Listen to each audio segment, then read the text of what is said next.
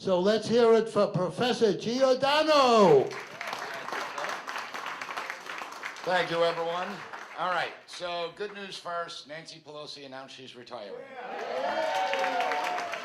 So we'll get the only good news out of the way right off the bat. We'll get right to the bad news. Cuomo is gone and Adams is gone. Yes, but who needs Democrats when you have Republicans? You know, listen, I've been around a long time. I do a lot of election analysis, and elections don't usually get under my skin. I don't let things bother me. I'm pretty even-keeled when it comes to emotion. But this election really aggravated me. Not because a communist won, I'll get to that, but it's because of the way the Republicans acted, okay? The Republicans surrendered this election even before it began, all right? Not people in this room. You're active, you're here, a lot of you volunteer for campaigns, you help out, you go door to door, you make phone calls. There's a lot of the Republican apparatus that thwarted the Sliwa candidacy. Now, if they didn't like Sliwa, they should have ran another candidate and had a primary, but they didn't do that, okay? And because they didn't do that, they decided that 2 weeks before Election Day, they're gonna come out and tell everyone, vote for Cuomo. Cuomo is a lighter version of Mondani. Cuomo is the governor that said conservatives are not welcome in this state and that they should leave. Cuomo is the one that funneled hundreds of millions of dollars in taxpayer funds to abortion. Cuomo is the one that shut down 16 state prisons and pushed through bail reform to allow criminal convicted felons to harm their cities again, to harm citizens, the neighborhoods. Cuomo was the one that locked us down in our homes, who decided kids couldn't go to school, who sent COVID patients to nursing home, killing old people and allowing those old people to die alone. He was the one that then tried to cover up his failings. Cuomo was the one that determined what businesses were essential and which ones weren't, destroying the livelihoods of thousands and thousands of New Yorkers. Cuomo was the one that forced us to wear these things on our face, especially the children. Social distancing, determining when, where, and how we practice our faith. Think about that. How is he any different than Mondani? Okay, so when we look at it, and Republicans are saying, well, we got to choose between the lesser of two evils. No, we don't. We had a third viable option, and yet they torpedoed him. That's what the aggravating part is. Seeing Republicans surrender a city, a great city, a noble city, a city that has been an economic engine for the United States since the beginning. And yet, Republicans said, we can't win. And then I was going back and forth with a lot of Republicans, ordinary Republicans. I'm not even talking about apparatus and leadership and the state GOP and how pathetic they are. I'm talking about ordinary Republicans. You don't live here. Thankfully, I live on Long Island. Republicans won most of the races, thankfully, and they retain their seats. But you don't live here. You don't know what we have to face. Well, it's even more important that you fight when it is difficult. It's even more important to stand by your principles, not surrender your principles because you think we don't have a chance. If that's the logic going in, why should any Republican come out and vote? What's the purpose? And that's why we saw the 7% turnout for Curtis Sliwa, which was a disgrace in and of itself. But this is the Republican problem that's been plaguing cities, not just here in New York City, but throughout the country, where Republicans are not unified, they're not mobilized, they don't get out there, and they don't reach out to ordinary voters, ordinary people, maybe independents, okay? Because when you have three choices, a communist, a far leftist that borderline socialist, the idea that he was a moderate was completely ridiculous. Oh, yeah, that was... Yeah, it was insane. He goes on national television and says, oh, I guess I'm the moderate now. Yeah, and then he has the audacity to try and apologize for the nursing home deaths the day before the election, which is a spit in everyone's face because maybe you should have done that several years ago. In any event, I don't want to harp on Cuomo. I don't like him. I'll just be honest about that.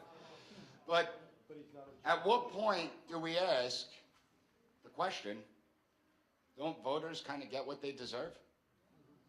I mean, let's be honest here. Mamdani was one of the most honest politicians that I've seen. He didn't hide his positions. He didn't run away from being a democratic socialist. In fact, he embraced it. He screamed it, and he is a communist, and I'll get into that. But he didn't lie about it. He stated exactly what he wants to do, exactly what his vision for New York City is. And he was able to mobilize millions, a couple million votes. What do we have? The largest turnout since 1969? He got over 1 million votes.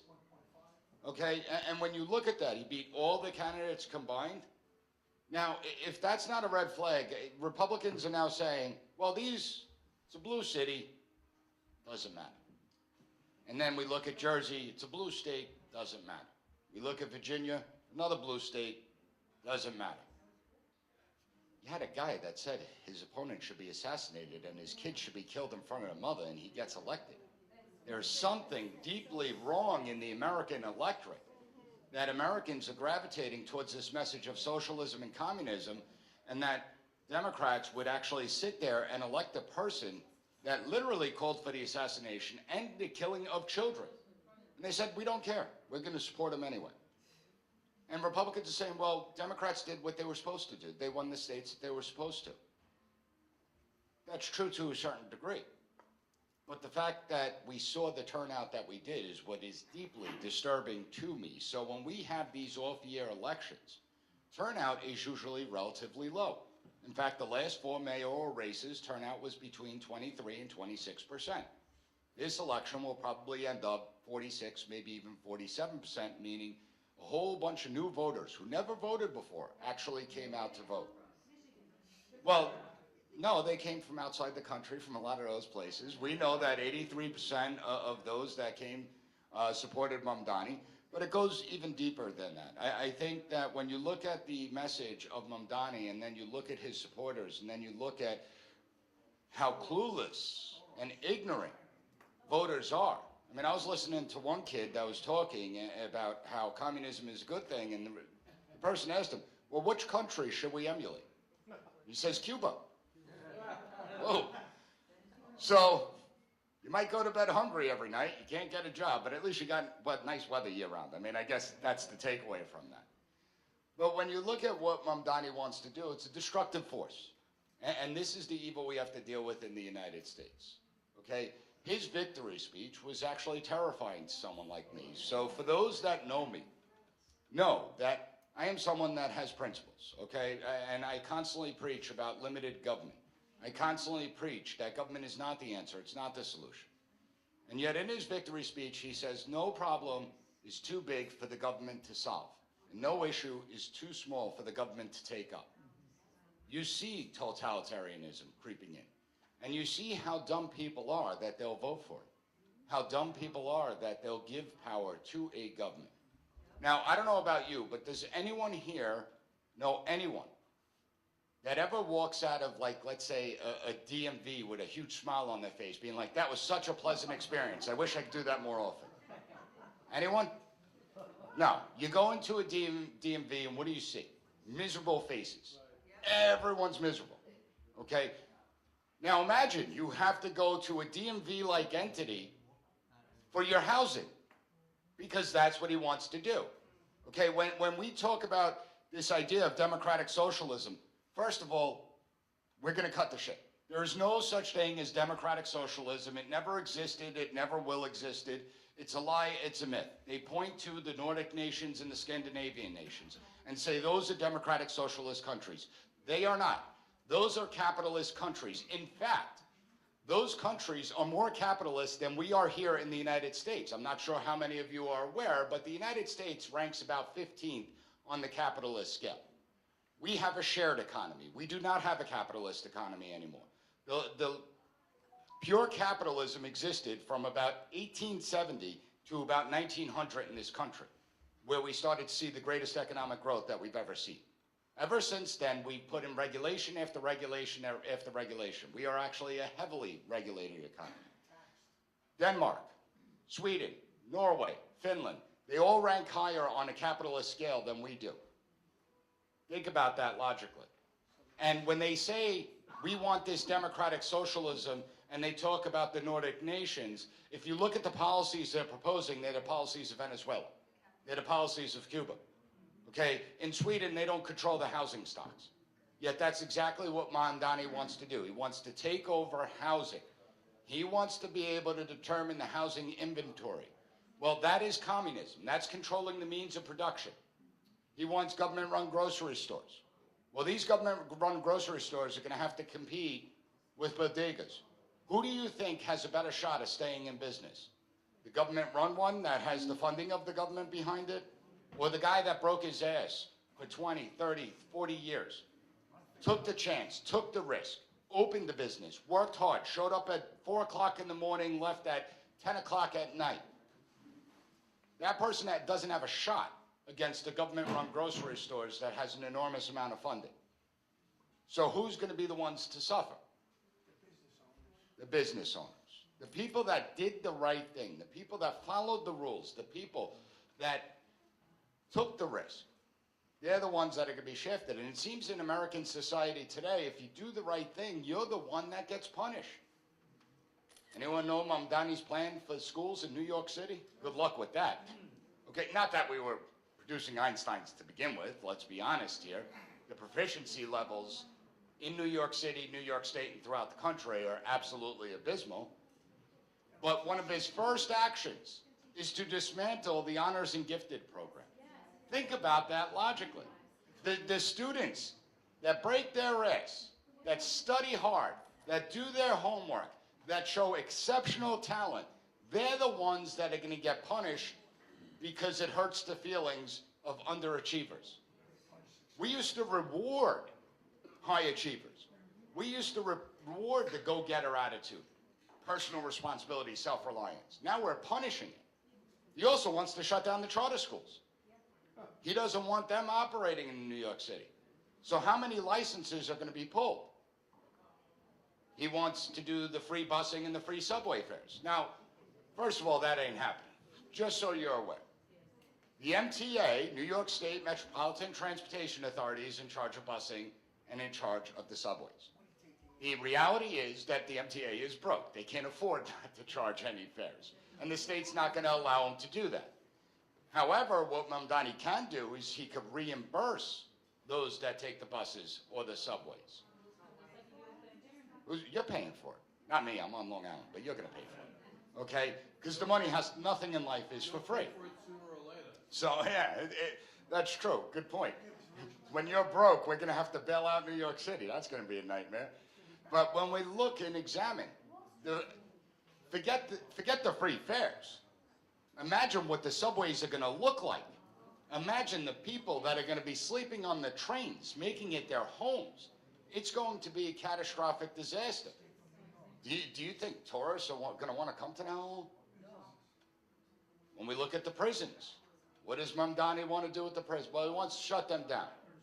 So the person that raped several women, the person that molested kids, the person that beat up and assaulted someone, well, now they're going to go right back into the communities they already victimized. And we all know that, okay, first-time offender, nonviolent, may not recommit a crime, may have learned the error of his ways and move on. But we also know the person that has 2 or 3 felonies by the time they're 20, 21, 22 years old, that's the life they have chosen. Maybe eventually they'll see the light. But when you get to 9 rap sheet pages, odds are you're going to be a repeat offender. And he wants to shut down the prisons. He wants 911 operators to decide whether to route the call to social workers or to police officers. I mean, think about this logically. And I'll tell you right now, if there are any social workers in this room right now, I feel for you. I feel for you. Well, I feel for you. Because what you're going to have is social workers being put in very dangerous situations, unarmed, and something's going to go sideways. And it's going to be a horrific tragedy. And so I could foresee the crumbling of New York City. But, again, the stupid logic of Republicans, some Republicans are out there saying, well, this is the best thing that could have happened to Republicans. the whole system crumbles on itself, and then people will gravitate to the Republican Party. First of all, if you're not in the friggin' communities, if you're not trying to persuade people to come to the Republican Party, if you backstab your own candidate and throw your own candidate under the bus, well, why are people going to gravitate to the Republican Party? I'd like to know that, number one. But even more importantly, when we look at why it's terrifying to someone like me, is because the decline's not instant. Yes, it will be faster than if Cuomo was mayor. The decline's going to happen faster. But we don't have a lot of time. The midterm elections are right around the corner. And you could prop a terrible system up for a certain given period of time. I mean, look at the Soviets. Look at how long the Soviets were able to prop the Soviet system up without anyone seeing where all the cracks were in the system. We're talking decades. And so, while I do believe that Mamdani winning gives a better chance to Elise Stefanik to possibly win the governorship if she decides to run, she's running. But it's not a slam dunk. Just because you got a communist in office doesn't mean that people are going to reject it immediately. Usually when the suffering starts, that's when it's too late. That's when totalitarianism has already creeped in. So Republicans have a lot of work to do going forward. But the question becomes, how do you get Republicans energized after their own party leadership threw them under the bus? And this is the situation that we find ourselves in. I don't have a good answer for it.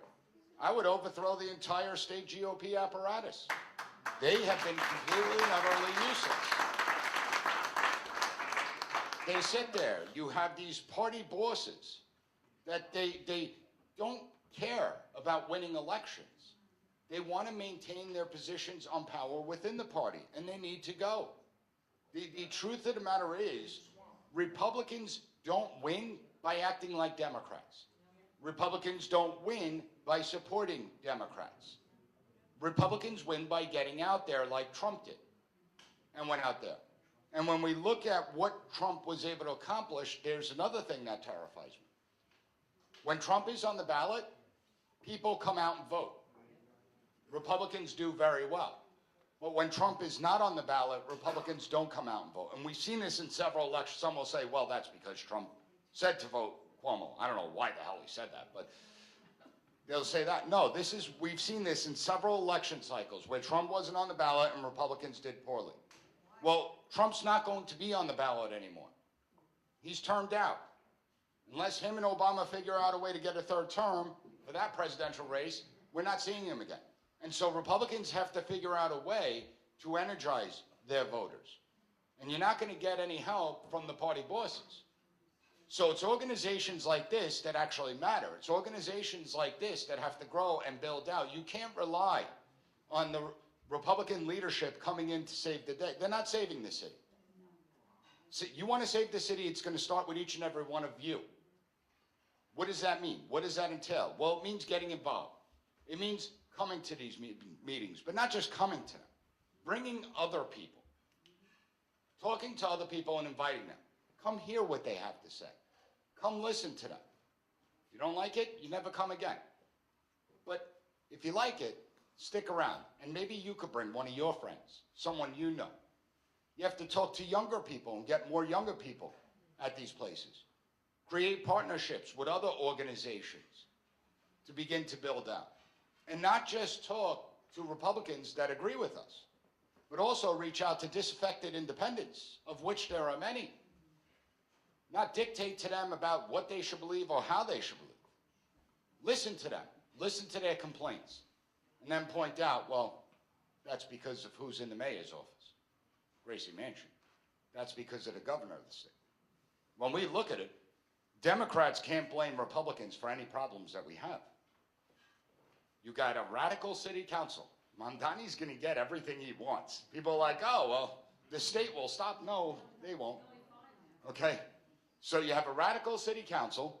You have a Democrat majority New York State Assembly, a Democrat majority New York State Senate, a Democrat governor. Can't blame Republicans for the conditions of the state. But at the same time, you have to talk about the issues that are mattering to people. We now have the first generation to ever exist where they believe the American dream is dead, where they believe that they won't be able to live a better life than the previous generation before them. That's the first time that's happened. Every single generation in the United States always did better than the previous generation. Well, now it seems out of reach.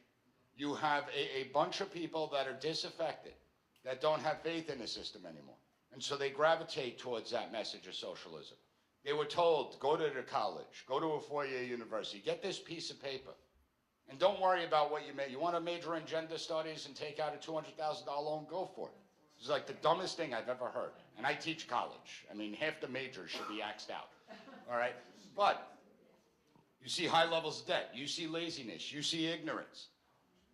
We got to start reaching those young people. They're the ones that helped propel Mamdani, but it wasn't just them. All right, you'll hear a lot of talk about how it was all the youth. No, 3 weeks before, and what happened 3 weeks ago? What took place?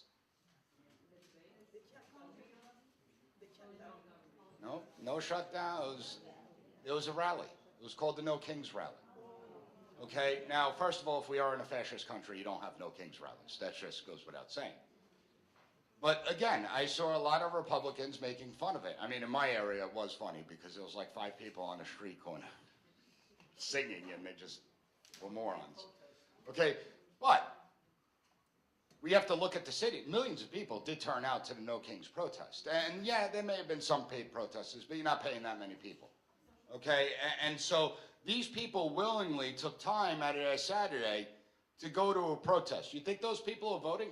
If they took time on a Saturday to go and protest, yeah, they're voting. And so I'm hearing Republicans make fun of it, saying, oh, well, you know, these crazy people, and yeah, many of them are crazy, they're losers. You know, they're all older people. Well, older people are the ones that vote. And so that was a red flag several weeks ago that, hey, we got to pay attention to this. But it was ignored. And so we keep on seeing major warning signs, and yet Republicans keep on ignoring them. We have to wake up. We have to get engaged, have to get active, and it's time that we do more. It's time that we actually play a role in the system. So all those people that were criticizing me over the last couple of weeks that I was battling, I got so many DMs. It was insane. Finally, I had to put a post out on Facebook saying, I'm not here to validate your friggin' opinions. I could care, no offense, but I could care less what people think. I am going to say what I think is right. I am going to live by my principle. You don't like it? I don't care. As long as I'm getting my paycheck from the college, I'm happy. As long as my kids are healthy, I'm happy. So you could agree with me or you could disagree with me. But for all the people that complain about Mamdani, Republicans in particular, ask them, what did you do? What did you do? Did you volunteer for a candidate? Did you pick up the phone and make phone calls for the candidate? Well, Republican had no shot. Well, no, you're just lazy. Because if all those people actually did something, maybe the election result would be a little bit different. Because the truth of the matter is, when it's a 3-person race in New York City, and you have 2 Democrats on the ticket, if Republicans were smart, they would have figured out a way to split the vote between Mamdani and Cuomo, where they would get, 30% each, and Sliwa would get like 32% and just eke right in. That would have been the smart move. And if you're going to call for a person to get out of a race because you want a 2-person race, you call for the person that got defeated by Mamdani in the race. He's the one that lost to Mamdani. But no, Republicans didn't do that. So again, don't rely on Republican leadership. Rely on yourselves. Self-reliance is key. The Republican message of limited government, things like fiscal responsibility, things like common sense, we need to actually live by those principles. We can't sit here and say, we believe in limited government, but you can't affect this government program or that government program because the voters are going to get mad. We have to explain to the voters, hey, the reason you have $200,000 in student loans is because the idiots in Washington, D.C. decided to back the student loan program, and they took over the student loan program from the bank, guaranteeing every student loan that goes out. And so the colleges They know those degrees are getting paid for, and so they just jack up the prices. It's like Obamacare. Like people like shocked, oh my God, my premiums went up 30%. Well, you weren't paying the premium increases for 5 years because it was being covered up by the government. Now that the subsidies are expiring, you're getting 5 years worth of premium increases in one shot. That's why your premiums are going up so high. See, Republicans need to actually explain these things to people. They need to explain to them how when government gets involved, every problem that government gets involved, a lot of times they're the ones that created it. That they aren't the solution. They're part of the problem, as Reagan said. We have to remind people that this welfare state that's being created, this dependency on government, that is contrary to the concept of freedom. When you are dependent on government, you are a slave to government, whether you acknowledge it or not. Real freedom is that you can rely on yourself and you can sustain yourself. That's freedom. And Republicans need to get back to the basic messages and explain to voters, explain to people why Democrat policies have failed them, how their lives have not improved under Democratic policies, and how their lives will continue to get worse under these same policies. So it's all up to you out there. Make sure you do the right thing. Thank you. We have time for 2 or 3 questions. Excuse me, if I may, I've been raising my hand for about 10 minutes. Thank God I got a little strength left. Let me ask you this. I'm listening to all this, and I'm much older than you are, okay? When we got the President of the United States, whose name is right there, asking for our candidate to step away, what do you expect the people who are Republicans to do? That's number one. Number two, I'm retired law enforcement, okay? When you want to elect a guy like Cuomo, who let out 43 cop killers because he dismantled the parole board, well, let me tell you something. I can't tell you how many police officers that I know that are my age and a little bit younger, and I'm in my 70s, okay, that said to me, when I put out a tweet, or not a tweet, but a text message to people in regards to this election, and I said to them, and even, I won't name names, but one widow of a police officer committed suicide, another one whose husband was killed by the Black Liberation Army. Curtis can't win. I'm voting for Cuomo. I said to her, what? Well, you preach it to the choir. Wait a minute. Hold it, excuse me. I said to her, what? And she knows me. We know each other. I knew her husband when he got killed in 1972. Okay? Your husband was killed. His killers walk in the streets. All right? And you're going to vote for the man that let him out of jail? Now, another thing. Phil, I had a gentleman come here and speak to everybody in this room, whoever was here. His name is James Ferguson. James Ferguson's father was Barney Ferguson, a decorated detective in the NYPD. James was on the parole board. Phil was gracious enough to have him come here and speak. James was removed off the parole board to allow the parole board to be dismantled and these cop killers to be out. I know 10 of those 43 officers personally that were gunned down in the streets of New York City, okay? And people said to me, stop going with your heart. Use your head. You got to vote for Cuomo. I said to him, are you out of your mind? Cuomo couldn't get my vote if he stood on a stack of Bibles and swore to me that he was Moses. So all I say to you is when we got our leader, who I voted for, and I polled for him, picket for him, I was out dealing with people giving me, this is for him. Bottom line is, okay, what do you want from people? Case closed. Well, I will say that a lot of people feel your anger, and you have a right to be angry. And I explained before that the Republican Party as a whole has failed. So take that anger and turn it into something. That's the most important thing. One more question. You mentioned in the beginning you were speaking that Cuomo and Mamdani are one and the same. They're not one and the same. Cuomo is not an anti-Semite. No, that's the This only one difference. is a jihadist that wants to murder every Jew on the planet. So as much as I voted for Curtis, of course, and I worked feverishly hard for him, he was not the right candidate. He was the wrong candidate for us. Whether he was... Wait. Hold on. Whether he was or wasn't, Right. the time to do it was in the primary. Right. Then Republicans should have ran someone else against Curtis. Hold on, let me Now, just finish. is Mamdani a jihadi? Yeah. Right. And we have to look at the Jewish community. It's 30% of Jewish people did support him, and he is an anti-Semite.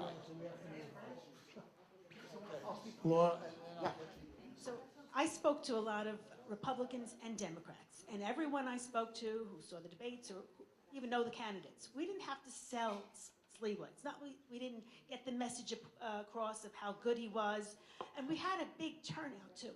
It was fear. It wasn't that they needed to be convinced we needed a better candidate.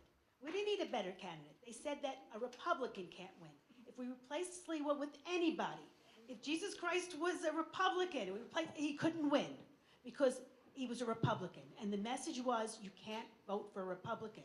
So that's the message we have to fight, that it's not built on the registration. Otherwise, why are we having an election? It's not like, oh, we have 5% of registered Republicans, so just give it up. And from the very beginning, we had to get the message out that Sliwa started always with about 30% in every normal election against Adams, who was pretended to be a moderate. And that's the message that we need to get in the next election too, because otherwise I think we're going to do it in the governorship too. We have Hochul. Everybody hates Hochul. If they put up a communist for in the primary for the Republican Party, for the Democrat Party, and they run Hochul as an independent, we're going to have a rewrite. This is the way that they're going to get us. Well, the biggest problem with Republicans is they complain. Listen, it's easy to complain, right? That's the easy thing to do. But, you know, with the exception of certain people, they complain, but they don't get involved. They don't get active. They don't do anything. They're part of the problem.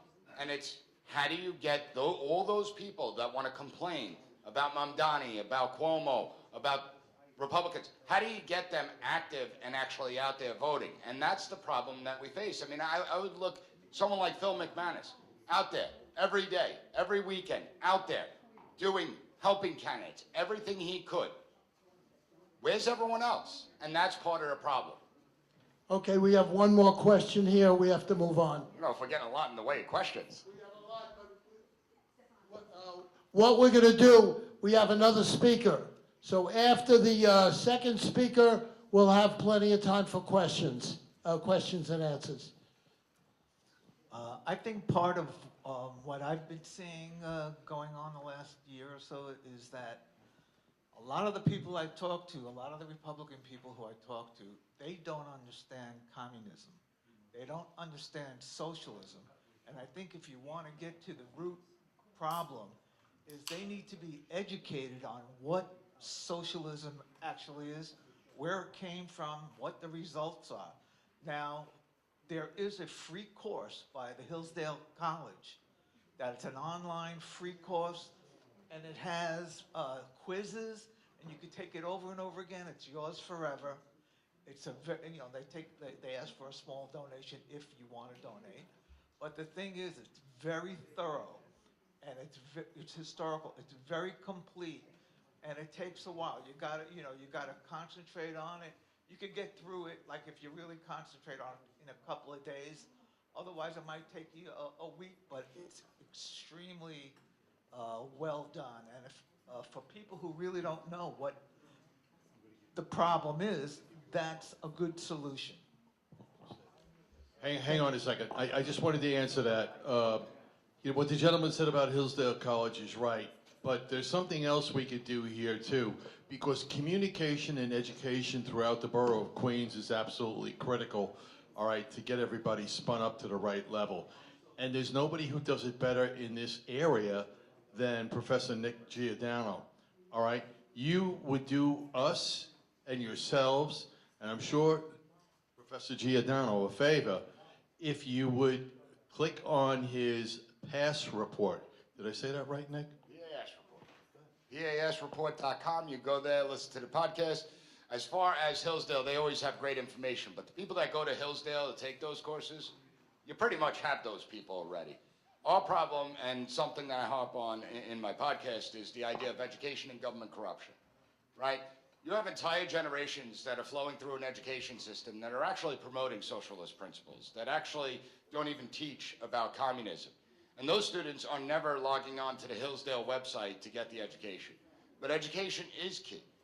Most people have no idea about our founding and what makes America unique and an exceptional nation. Most people have never heard names like Filippo Mazzi or Peter Salem or Lambert Latham, Phyllis Wheatley. People that have created the United States through blood, sweat, and tears. And the beauty is, you know, we talk a lot about this idea of diversity. We were diverse right from the start, whether it was Italians, Poles, Jews, blacks, doesn't matter. We were diverse from the start, and they all contributed to making America great. We want to keep that vision alive because there's no other country like ours out there. So yes, definitely listen to the PAS report. I appreciate that. But learn about the United States. Understand our founding and where we come from and why we're such an exceptional nation. Thank you very much, Professor Giordano.